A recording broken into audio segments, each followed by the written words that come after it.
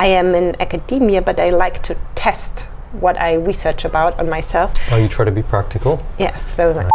Let's put it broadly. Yeah, the dog, you know, like Your dog and capitalism. I mean, like she has clothes, you know, which were Oh, yeah. produced somewhere. This was actually produced by my mom, but the fabric came from somewhere else. We consume too much.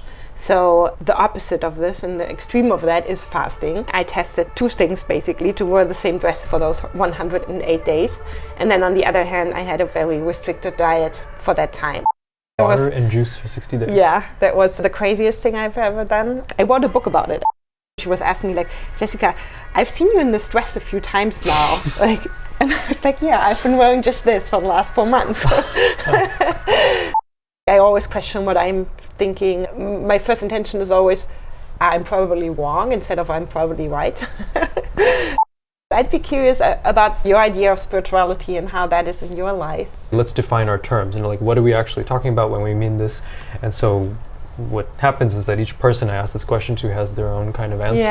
Religion is actually one thing I changed my mind about, because when I think back, especially to my teens and like early 20s or so, I was very close-minded when it got to religion. Like it was something, you know, I'm not religious, end of story, like without really knowing what that even means. It's funny that the ideas might not necessarily be accepted if you didn't have the check, but because the institution said so, then people are interested, but the ideas are the same. So Yeah. Yeah, what does that say exactly? It's not the best. Capoeira, or would you say it's somehow connected to a spiritual practice, or what is it?